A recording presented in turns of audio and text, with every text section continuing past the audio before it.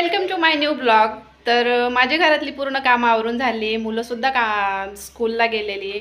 तर आज मला मुलांच्या स्कूलमध्ये जायचं आहे त्यांचे बुक्स आणण्यासाठी. तर आता माझे त्याच्यासाठीच तयारी झालेली आहे आणि आता मी मुलांच्या स्कूलमध्ये जाते. रस्ता एवढा खराब झाला आहे हो, पाऊस नुसतं चिडचिड आहे रस्त्याने.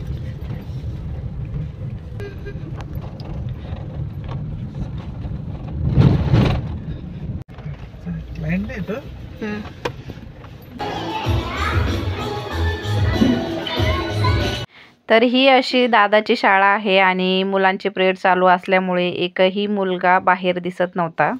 तर आम्ही आलेलो आहे मुलांचे बुक घेण्यासाठी, तुम्हाला तर मी सांगितलंच अगोदर.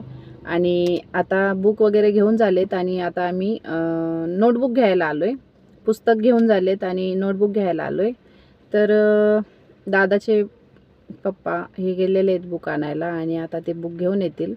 तोपर्यंत आम्ही इथं मी गाडीत बसलेली आहे. पाऊस चालू आहे बाहेर, त्यामुळं तर मी तुम्हाला बाहेरचं वातावरण दाखवते. इथे बुक भेटतात.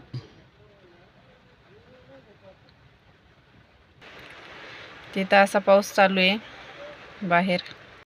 हा, आपल्या पायऱ्यावर नाही लागत मला पाऊस. चांगलाच पाऊस चालू आहे ना.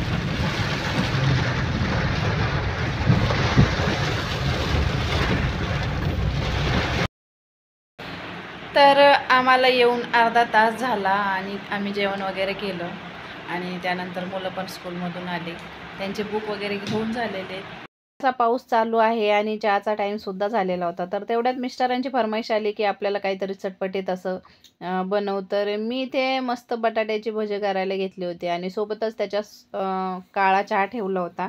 दुधाचा चहा मी करत नाही आहे, कारण इथे ऑइली खायचं आहे म्हटल्यावर आणि त्याच्यासोबत दुधाची चहा, तर हे सगळं इग्नोर करायला पाहिजे. तर इथे दादाचं मध्ये येऊन असं खेळणं चालू असतं. येऊन पाठीमागं खेळणं, नाही तर काही ना काही करायचं काम चालू राहतं. तर इथे चहा वगैरे झाला होता आणि मी त्याच प्लेटीमध्ये भजेसुद्धा घेतले आणि म्हटलं चला आता इकडे मुलांना देऊन येऊया. तर त्यांना दिल्याच्या नंतर इथे मी मस्तपैकी मसूरची खिचडी करायला घेतली होती आणि इथं साधी आणि सिंपल खिचडी केली. तेलामध्ये मस्तपैकी ड्राय जिऱ्याची फोडणी दिली, त्यानंतर लसूण टाकला, कांदा कट करून टाकला, त्यानंतर कोथिंबीर आणि मिरच्या हे फ्राय केलं आणि हे पूर्ण झाल्याच्या नंतर चवीनुसार मीठ टाकलं आणि याला पूर्ण असं तेल सुटेपर्यंत मस्तपैकी छानसं फ्राय केलं. नंतर हळद आणि टोमॅटो वगैरे टाकून पूर्ण तांदूळ वगैरे धुवून मी स्वच्छ टाकून दिले आणि 2 शिट्ट्या लावून घेतल्या.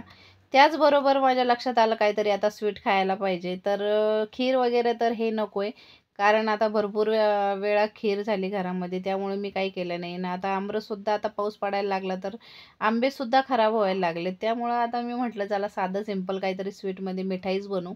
तर मी इथं मैसूर पाक करायला घेतला होता आणि ही माझी ऑल टाईम फेवरेट आहे. तर हे मी फर्स्ट टाईम करत आहे. याच्या अगोदर मी केलेलं नाही आहे. मी याच्या अगोदर विकतच आणून खाल्लेली.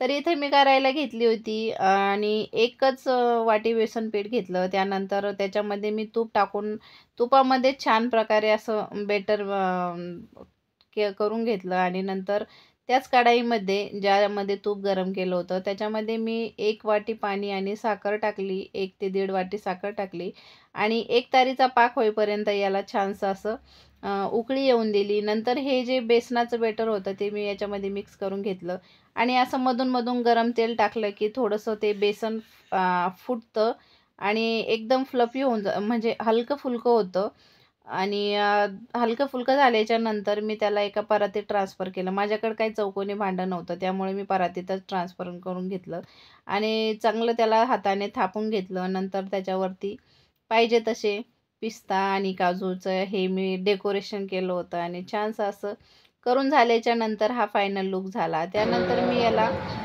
कट करायला घेतलं आणि कट करून एकदम साधं आणि सोपं आहे.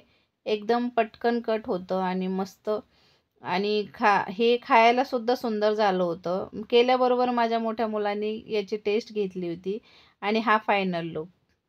तर मी तुम्हाला सांगितलं होतं की मला दादाच्या आणि आरुच्या शाळेमध्ये जाऊन त्यांची बुक्स आणायची होती. तर दादाच्या स्कूलमध्ये गेलो आम्ही आणि त्याच्या शाळेतून आम्ही हे पुस्तकं घेतले होते. तर हे पूर्ण 9 पुस्तक आणलेत. हे बघा. तर हे पूर्ण असे 9 पुस्तक आणलेत आणि त्याचबरोबर आम्ही त्याला रजिस्टर सुद्धा आणलेत. त्याला पुस्तक त्याला वही नव्हती पाहिजे, त्यांना फक्त रजिस्टर पाहिजे होती. तर हे रजिस्टर आणलेत मी एवढे. आणि आरुषच्या स्कूलमध्ये आम्ही फोन केला होता. आरुषच्या स्कूलमधून असा आम्हाला मेसेज आला की 20 तारखेला त्याच्यावाले पुस्तक भेटणार आहे. तर आम्ही फक्त त्यांना विचारलं की बुक्स कोणते लागतील, तर त्यांनी सांगितलं. तर आम्ही पण ही बुक्ससुद्धा मग आरुषची बुक्स घेऊन आलो. त्याचे फक्त पुस्तक बाकी आहेत. आणि एक मिनटं मी साईडला ठेवते. आणि त्याचसोबत आम्ही बॅगसुद्धा घेऊन आलो आहे. तर ही बॅग वॉटरप्रूफ आहे आणि दादरसुद्धा आणली. तर दोघाला सेमच पाहिजे राहतात, फक्त कलर वेगवेगळे आहेत.